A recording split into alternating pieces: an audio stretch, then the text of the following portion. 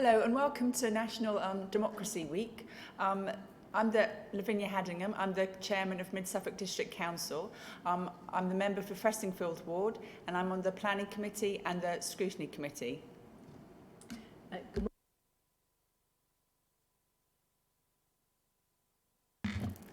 Good morning, I'm Suzie Morley and I'm the leader of Mid-Suffolk District Council.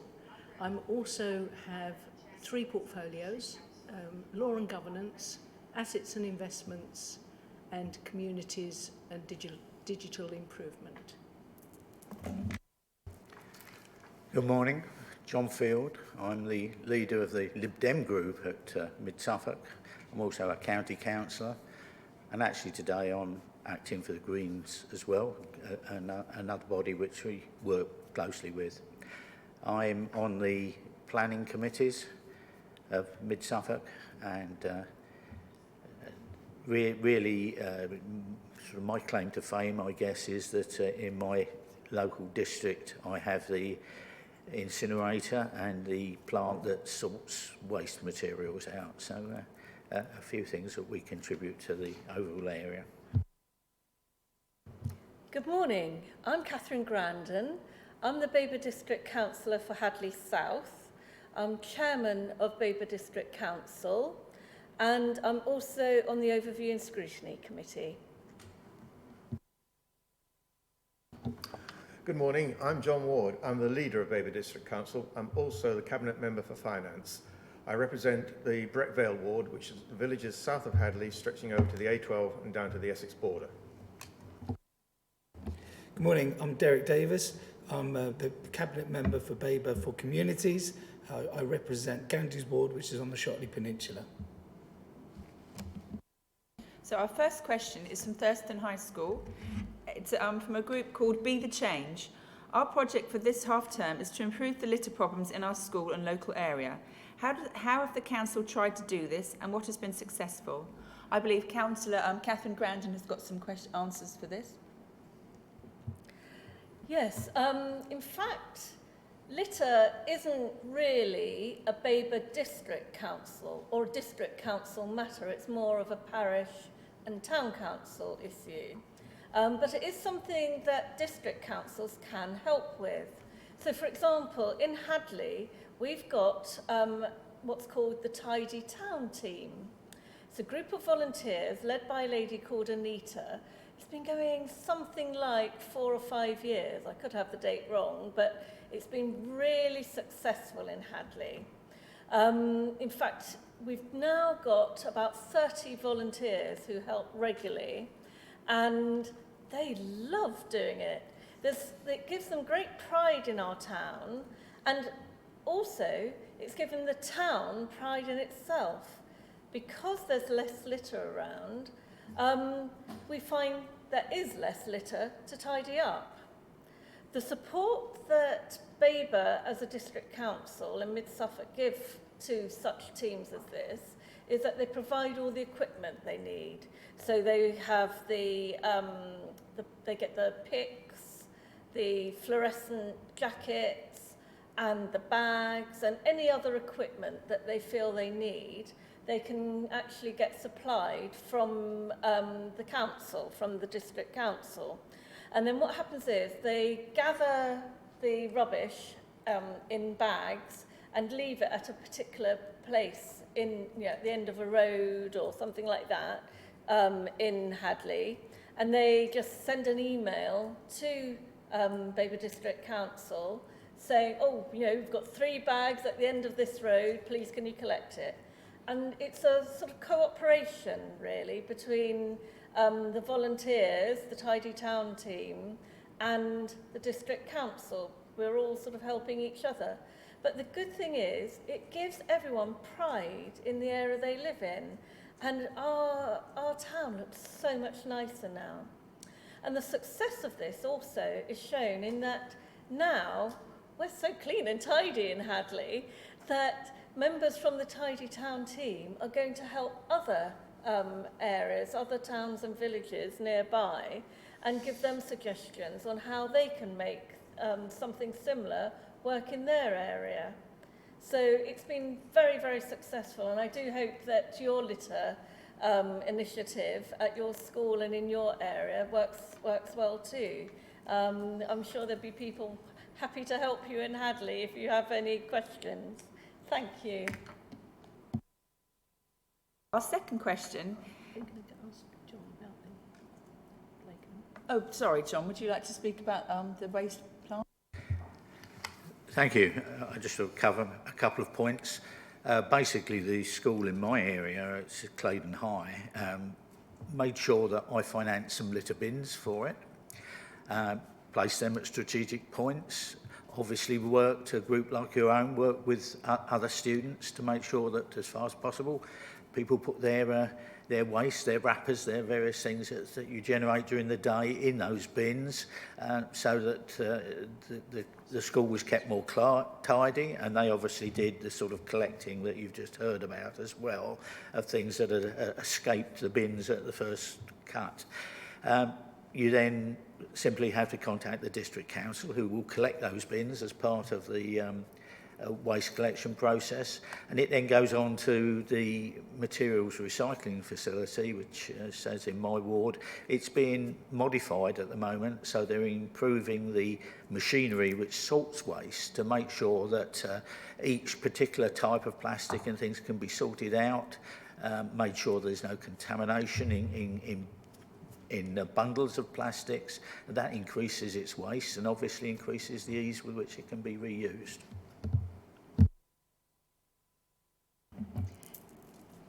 Clearly, litter is almost everybody's responsibility, but in fact the statutory duties are split. So litter picking is the responsibility of the town and parish councils. They also have responsibility for things like dog waste bins. The district council is responsible for refuse collection, and the county council is responsible for refuse disposal. But clearly the best thing to do is persuade people not to litter in the first place.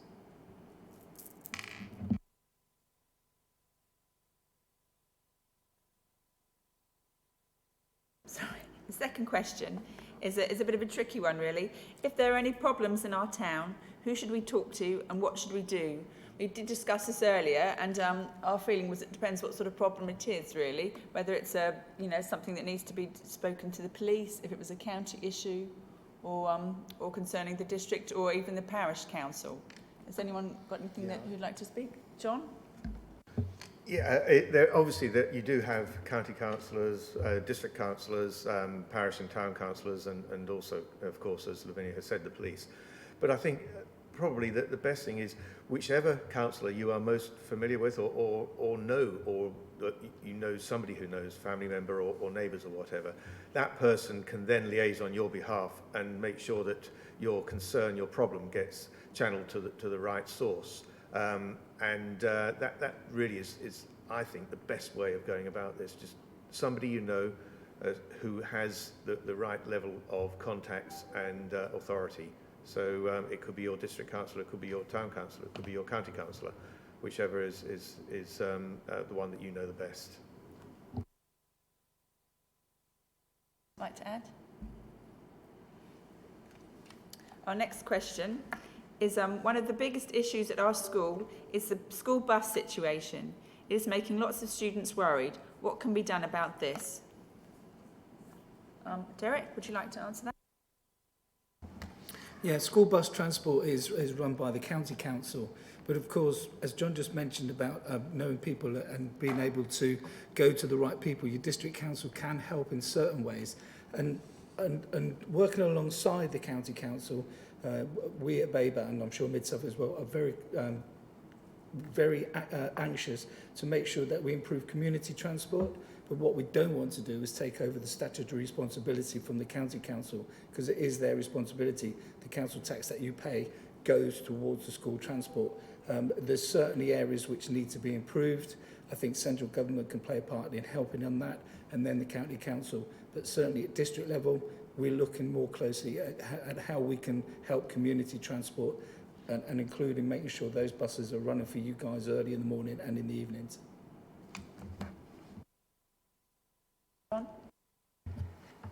Yes, as the county councillor, I just add a few points to that. I mean, clearly the county has quite a massive home to school transport budget. It's about 17 million a year. And as you're probably all aware, the government has been reducing the amount of funding it provides to counties for a number of years now. It makes it quite difficult to tackle these problems.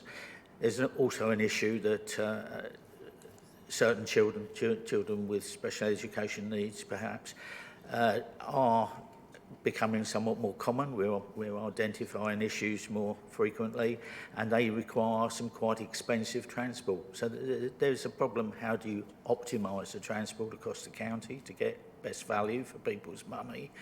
And currently, as you know, they've changed the areas for school catchment areas. They've changed people's right to free transport to just those areas that are to schools that are closest to your home, and that has produced some stress. I think the county has got a group looking at that issue, but fundamentally it's a finance problem. We need basically more cash to provide a wider transport. We've just had another question from Thurston Community College. What are our main priorities at the moment and why? John, I believe you want to start with this. Thank you. Yeah. Well, three things from my point of view. Firstly, together the two districts are putting together a new local plan which will determine the planning policies for the next 18 years. This is essential that we have up-to-date policies that will be able to deliver the housing that we've been asked to deliver by central government. In conjunction with that, housing generally, not just the housing that developers provide on the open market, but also the two councils are committed to building more council housing, because we know that we have to increase the amount of council housing we have to provide housing at affordable rents for people. So those are the first two things. And then finally, the other thing is having sound finances, not just in terms of the budget for the coming year, but also for the next few years beyond that. Local authorities across the country are suffering cuts in central government support, and increasingly we're having to look not just at new innovative ways of working to make savings, but also where we can get additional sources of funding that doesn't involve just getting government grants or increasing council tax, because we are limited to what we can do in terms of council tax increases as well. So therefore we're doing things like investing in property to get additional income. All of this is to ensure that we maintain our services. And at Babergh and Mid Suffolk, we have been very fortunate. In the past 4 or 5 years, we haven't had to cut any services despite the tighter financial restraints that we're having to face. So those are three things: the local plan, housing delivery, and having sound finances for the future. Suzie, what would you like to add? We started out with putting customers at the forefront of everything we do. We want to make it easier for them to contact us, especially now that we've moved out of our district. And we've still got our customer access point in Stowmarket, and we're making it easier for people to contact us via social media, our website, and to talk to any of us. You can email, you can talk to your ward councillors, you can talk to your district councillors, and we're just trying to make it easier. Almost every form that you ever use to contact the council is now online, and we can respond far quicker to that, and it's also easier for you to do it in your own time rather than us forcing you to talk to us between 9 and 5 during the day. Another thing that we're concentrating on across both councils is the climate change initiative.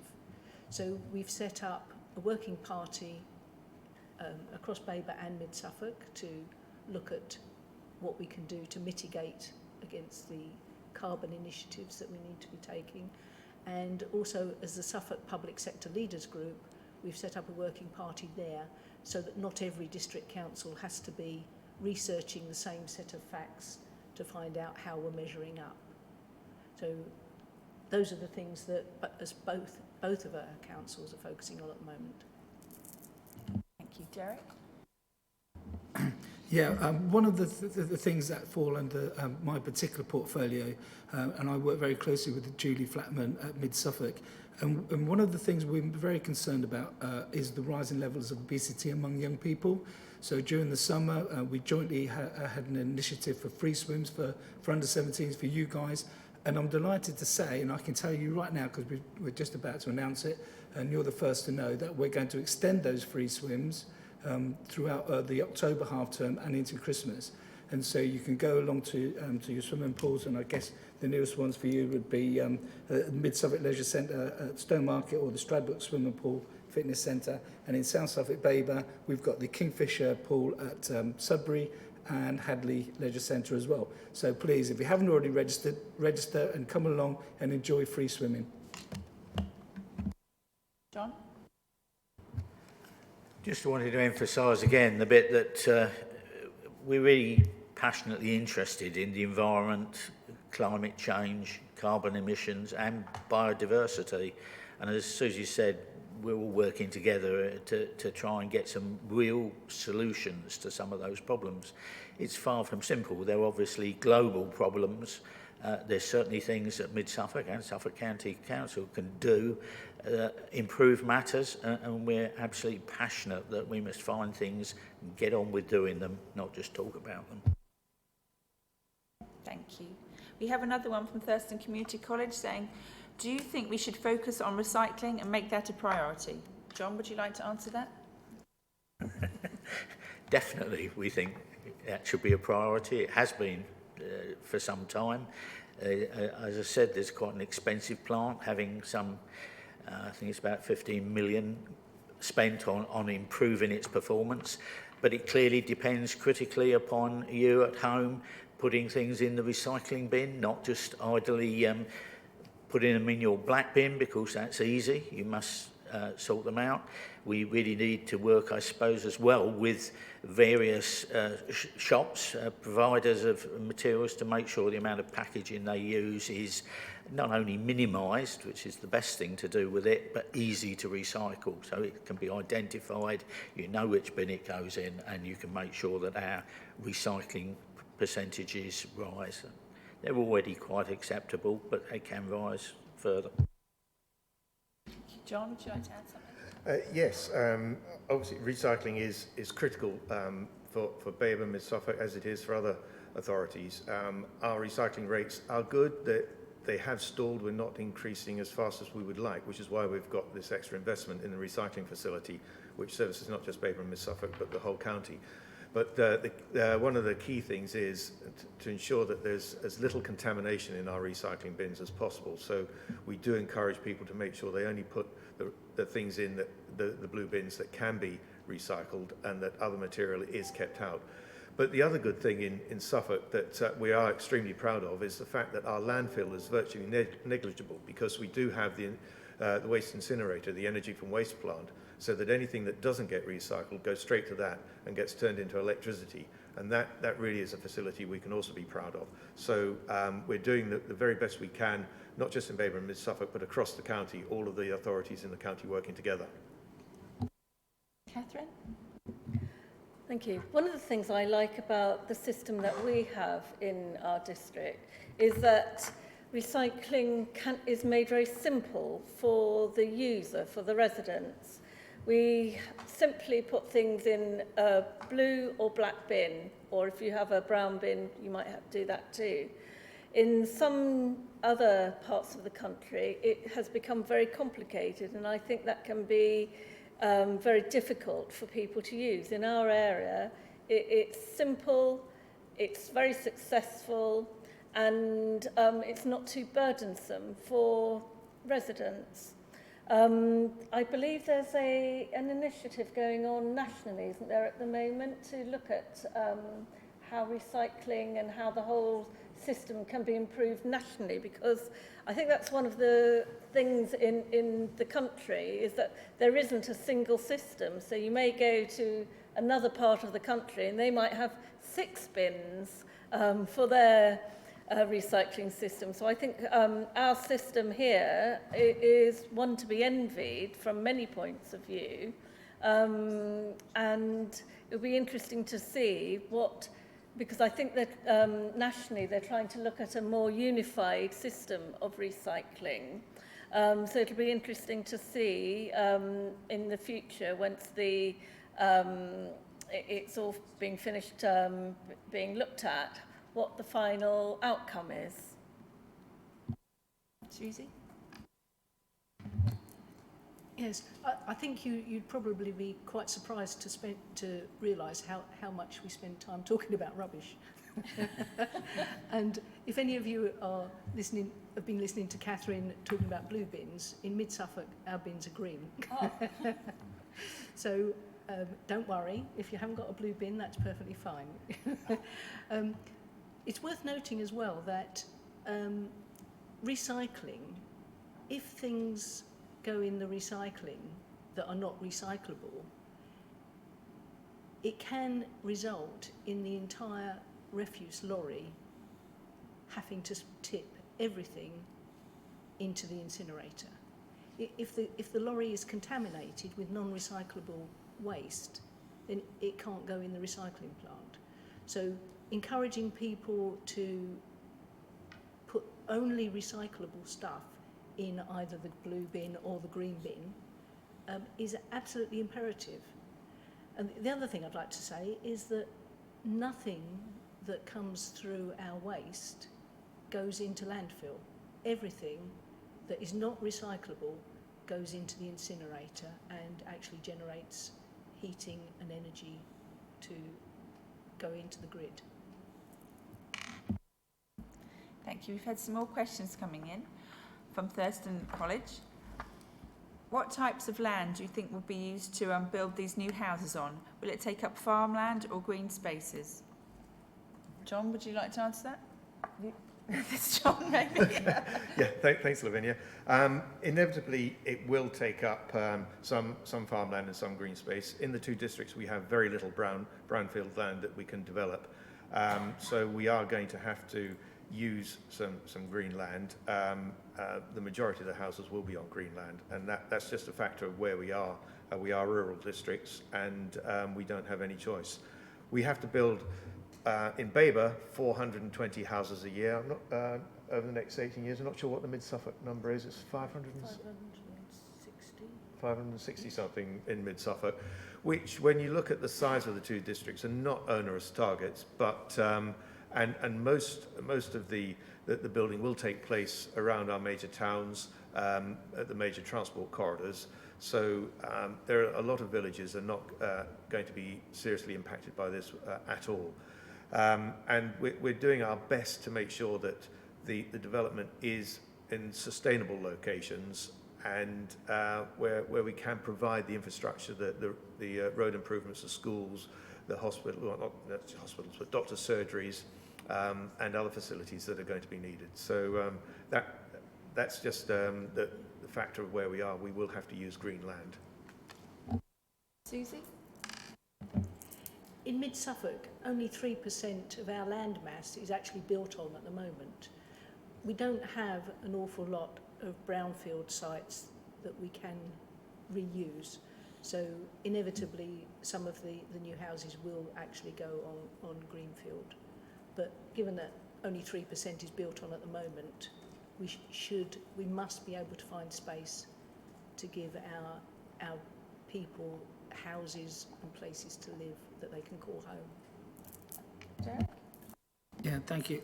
I think one of the important things is that residents, you guys, and encouraging your parents to decide where we're going to build these houses. We have a thing called a neighbourhood development plans, which are coming out, and you can encourage your own village community to have these neighbourhood development plans. And the big part of that is it's down to the residents. The residents say, yes, we accept we have to have a certain amount of building, and yes, we have a target that we need to meet, but we want these types of houses in these places, and we don't want developers just coming in, taking over a huge swathe of land and saying that's what you're having with no input from the local residents. All it does is cause upset. You'll see the protests. So it's down to you, and please just let us know, what type of housing you think is right. Engage with your neighbourhood development plan if you've got one in your area and coming up, and and be part of it. Get in touch with your district councillor, because we are the ones that are responsible as the planning authority as well.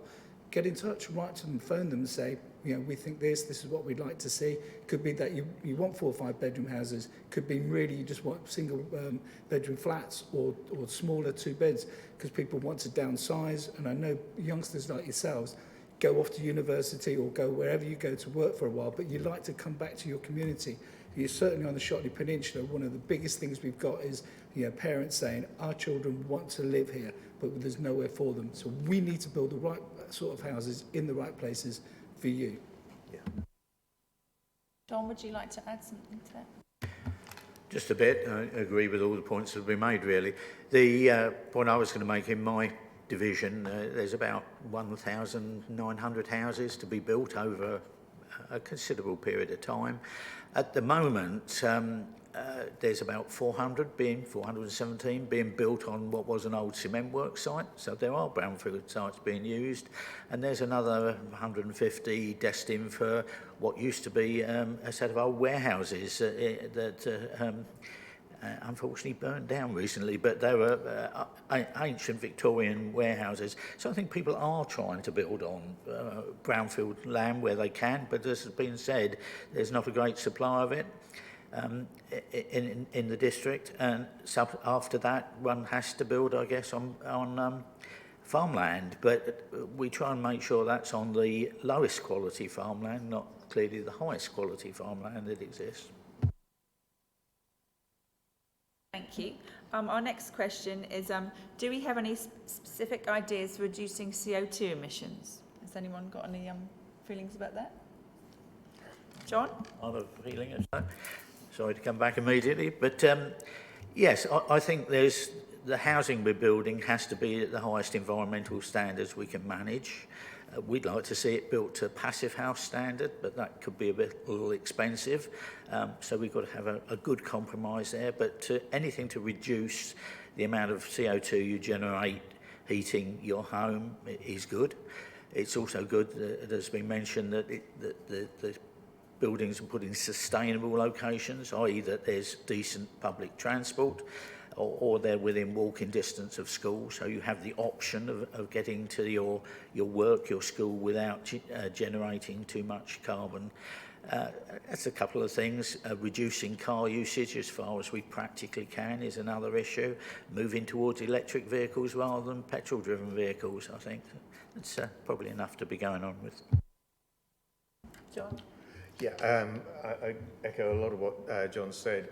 We need to make sure when we do have new housing schemes that they are that they do encourage walking and cycling as much as they provide for car usage as well. So the other thing is ensuring that houses have electric vehicle charging points. As the two districts, we are installing charging points in car parks and elsewhere. So the more of that sort of thing we can do to encourage the uptake of electric vehicles and to promote that, the better.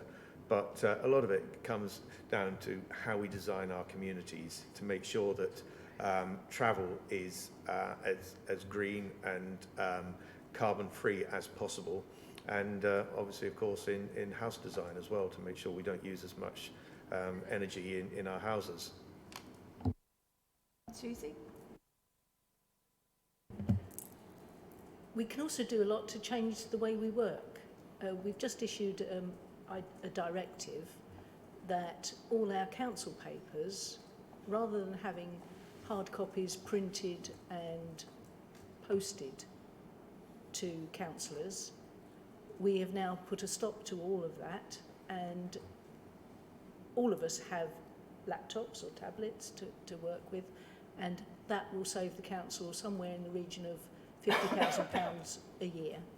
So there's a lot that we can do to change our own working habits and set an example for other organisations, including schools, businesses, about how they work. We don't need to cut down trees in order to feed our paper habit. Catherine? Thank you. Going back to housing, one of the things that we did do as district councils is introduce, where possible, solar panels on roofs for our council houses. So obviously there'll be some places where roofs may not face in the right direction, but wherever it was feasible, we as councils installed solar panels so that those houses now will have that cheaper electricity, which is better for the environment, for many years to come. Derek? First of all, I want to applaud young people who have been encouraging those that are less enlightened about climate change and things like CO2 emissions. And we do listen. Recently, both councils have adopted, as been mentioned, a new climate emergency paper. And among those many initiatives about biodiversity and everything like that, is at Babergh, we're following the lead given by Mid-Suffolk for Trees for Life. So in future, anybody born in our district, the parents will get a voucher and they can plant a tree either in their garden or in an allocated area somewhere else. So we are doing things, but everyone needs to do more, and we need to keep going. And you guys, yeah, keep encouraging us. And again, engage. Tell us what you would like. Thank you. The next question is, do we need more types of bins? Should we at school be separating out types of recycling waste? John? I was just going to mention, we discussed a little earlier that the government is trying to change the scheme for collecting waste. And particularly, they'd like to see separate food waste collection, and that food going to in-vessel composting or anaerobic digestion, some more environmentally friendly way of dealing with it. They'd also like to see glass collected at the curbside. That would mean additional bins, and obviously I think you don't want too many bins. As was said, it gets a bit complicated if you've got a whole lot of things. If you had to separate different types of plastic milk bottles and fizzy drink bottles and things all separately, that gets quite complex. I think my group would like to see the food waste collected separately. There does seem to be some significant benefit that. Glass waste is currently connected at bins, typically, where you shop, so that seems to work quite well. And the process of putting all the rest in a single bin and sorting it out in a MRF, in a materials recycling facility, again seems to work particularly well. So what we do is pretty good at the moment. We don't want to move away from something that's just more to something that's just more complicated and more expensive. One does want to see recycling and waste treated in a better way. So I think, you know, my emphasis would be that there's some merit in looking at the food waste issue. Do we collect that separately? It currently goes into your black bin, into the residual waste, and goes to the incinerator. Can we do something better with that? A number of other initiatives that the government's keen on introducing probably aren't going to work much better than what we're doing at the moment and could add to cost, which is something we all want to avoid. So that'd be my view. Suzie? I think one of the issues that we face is that our bin lorries are designed to pick up bins of a particular shape and size, and at the moment we can only collect from the bins that we have. But recycling, a lot of people already use what we call the bring sites, which are you might see them as bottle banks, charity recycling bins that are scattered around the countryside. Near where I live, my nearest one is at Debenham Leisure Centre. So all of our bottles go into the bottle banks, and then they are taken away and resorted by professionals. Our next question is, do you think that the roads in Suffolk can cope with the future amount of traffic? There was an accident on the A14 last Thursday with lots of us were late to school because the roads were blocked. What can we do to make sure this doesn't happen more and more as more cars use the road? John, would you like to answer this one? Yeah, thank you. Well, the short answer is that at the moment we do have a roads problem in the county, as indeed at other places in the country do have. I was at a meeting actually in Capel St Mary on Friday afternoon, It was hosted by the South Suffolk MP James Cartledge, and we had representatives, I was there from the District Council, representatives from Suffolk County Council and also from Highways England. The meeting was to discuss particularly the A12 and A14 problems, not just now but also in the future as the housing numbers increase. It is a very difficult problem.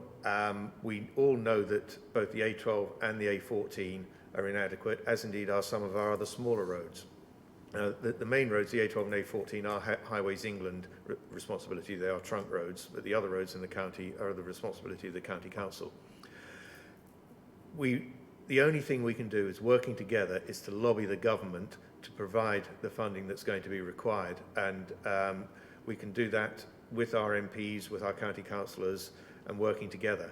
We know that we have a huge problem on the A14, not just in the section that goes straight through Suffolk to Cambridgeshire, but also particularly problems when the Orwell Bridge is closed and the impact that has in Ipswich. Coming up from London and Essex, the Copdock Mill interchange is totally inadequate now for the traffic that it's having to handle. So there are massive but very expensive projects that really do need to be done in the county. We have been the poor relation when it's been in terms of road funding in the past 10, 20 years. And it's very frustrating to all of us in local government that this is the case. The only thing we can do is to keep pushing and pushing for the government to help us in this. Suzie? And of course, the best thing to do in the light of our climate change emergencies is to persuade fewer people to be driving to work. That's something we can all do. Thank you. John? Yes, I totally agree with that, and move as much freight as we can to rail. Felixstowe currently is moving quite a substantial proportion of freight to the railway, and that's an efficient and quick way of moving it. So we do need to do that. We do need to increase public transport, so those who can't walk to work have an option other than using their car. So there are a range of things we can do.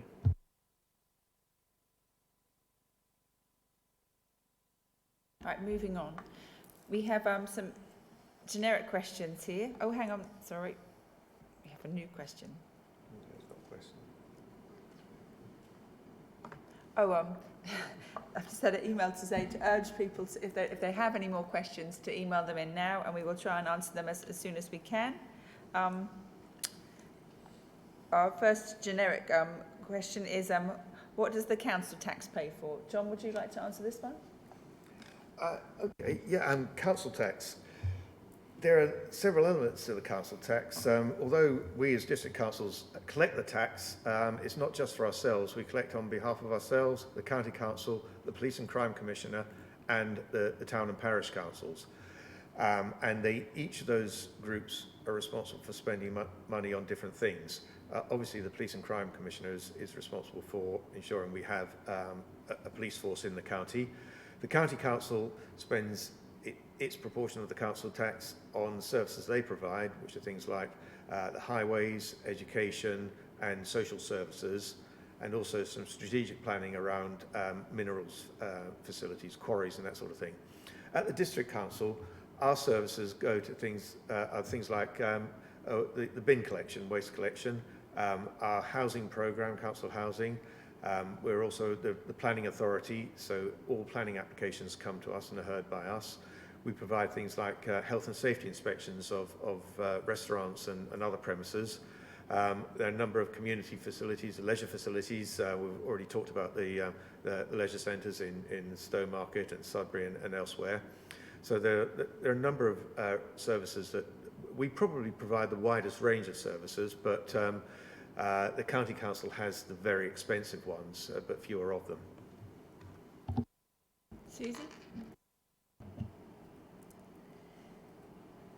John's already explained the types of facilities that we pay for, but the actual split, if you look at your council tax bill, only 10% of that comes to us as a district council.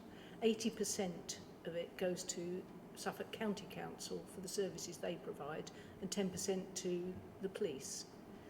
Now, the County Council, you know, their 80% is in the main used to fund their adult social care and children's services. So something like 75% of the entire County Council budget is spent on 3% of our population. And that is a big issue for all of us at the moment. Our 10%, John's already explained some of the things that we're doing.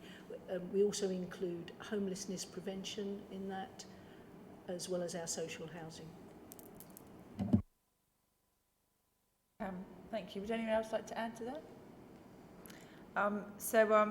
Our next question is, I have a parish councillor, a district councillor, a county councillor, an MP, an MEP, PCC to contact with problems.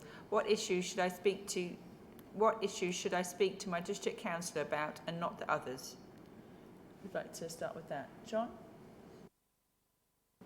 Yeah, okay, it really comes down to the sorts of things that we provide at the district council. But I'll also go back to something I said earlier, that district councillors are the ones that we're probably closer to the ground than some of the others, certainly the MP, the MEP. So really, whatever concern you have, your district councillor is very approachable. And I know in my particular area, people come up to me and ask me about all sorts of things, and I can channel the issue through to the relevant person. But in terms of the main things that people do contact us about are things like planning, because planning is a very emotive issue, and that's the kind of thing that we often, I think, all of us get questions, complaints, and that takes up most of our time as ward members. But other things, the other thing, of course, my bin collection's not been done today, so we often have to resolve issues around missed bin collections. But all the sorts of things that the district council is responsible for, but as I said, other things as well. We're very approachable people, and can usually help and try to resolve either ourselves or by passing on to somebody else most problems. Thank you. Catherine? Yes, I agree with what John said. Although we're the district councillor, we work quite closely as well with the other tiers of local government. So I know the other people on for example, in my situation, a town council, they ask me to refer things, to find out things for them. But also, if someone asks me a question which is a town or a parish council problem, I would know to refer it on to them as well. So we all work together. It's not exactly teamwork, but we know what each other does. And so if a resident, calls us or emails us with a problem, we are quite happy to channel through to the right person because we know them all really. So it's all not a problem. We're all here because we like to help. We like to be part of our community, giving as much help to the people in our area as they need. That's why we'd like to that's why we've all chosen to become councillors, to help our communities. We're all here on a voluntary basis, and the reason we do this work is because we want to be part of our community and help people and guide them when needed. So do use our services if you think you have a problem. Thank you. Suzie? All of our contact details are all on our website, so you can easily find out who your district councillor is. And most of us are here because we want to make something happen in our patch, whatever our patch is. I became a district councillor in 2015, and before that I was involved with Debenham Leisure Centre. And as a result of me lobbying my then district councillor for more money to help get extra facilities for the leisure centre, I got to know my district councillor and realised what a great job they were doing. And so a couple of years later, when she said to me, why don't you stand as district councillor, I thought, oh, well, yeah, all right then. And it's not about necessarily getting really political with a big P. It's about making change happen in your area and getting involved. Because at the end of the day, everything that you do, that we do, comes back down to doing the best for our communities. Thank you. Derek? Yeah, I think to get to the nub of the question of, you know, what should you come to the district council for, I think we make it easy for you in a way, because the cabinet system divides all the various responsibilities up. So if you go onto our Babergh and Mid Suffolk website, you'll see all the different portfolios. So there'll be housing. So you know, if you know, a lot of the questions I get is about housing. We want to move, or how can we get a council house or social housing? So there's that. There's planning. There's the environment. There's communities. My particular portfolio holder. So in that, I'm the person that people will come to for local grants and funding for various things, and then your county council has a locality budget as well, and they're someone they can go to. But the district level, you can start off with community groups, volunteering, community safeguard, all these different issues. You know, we've recently had a couple of horrendous house fires near where I am, and our team have been able to go out there and deal with it very, very quickly, because everyone's at a loss. Who do we go to? So they were able to go to our housing team, and they were able to give the support very quickly. But generically, yeah, if you're not sure where to go, please use our website, choose the particular section that you need, and get in touch. And as Suzie said, all our contact details are very, very public, either online or in the local magazines and social media and everything like that. Thank you. We just want to thank you for all the questions you've sent in so far, and encourage you to send in any more if you'd like us to answer them. And we've got one more question here. Who decides where a district or ward is, and what its boundaries are, and what factors go into the decision? Suzie, would you like to answer that? Yes, I think I can answer that. That's actually decided by the Boundary Commission, which is an independent body set up by government to look into that. Babergh and Mid Suffolk went through boundary changes last year, and they came into effect in May this year. And what they basically do is they try and ensure that each district ward has approximately the same number of councillors, because what you don't want to end up with is one councillor having 2 residents to look after, and another ward councillor having 2,000 residents to look after. So as our towns and our villages grow and expand, it can be quite fluid, and so the Boundary Commission looked at all our ward boundaries last year and made a few changes, and on average I think each ward now is comprised of about 2,500 residents. Of course that will change as the populations of our places flow and ebb. John? Yes, as Suzie said, the actual size of a ward within the district does depend on population and does change from time to time. So just to give you a bit of background, as you'll have surmised, the district is broken down into wards. They're the smaller units which each councillor represents. The county is broken down into divisions, which are represented by a county councillor. And the same thing goes for there. The idea is to make sure that each division has the same sort of population, and so the sizes of those are reviewed from time to time, and the county is about to go through a boundary review in the same way that the 2 districts did earlier this year. The current structure of local government was set up in 1974, and at that point we had 1 Suffolk County Council and 7 districts and boroughs within that county. This year that's just been reduced down to 5 because we've had the mergers in West Suffolk and in East Suffolk.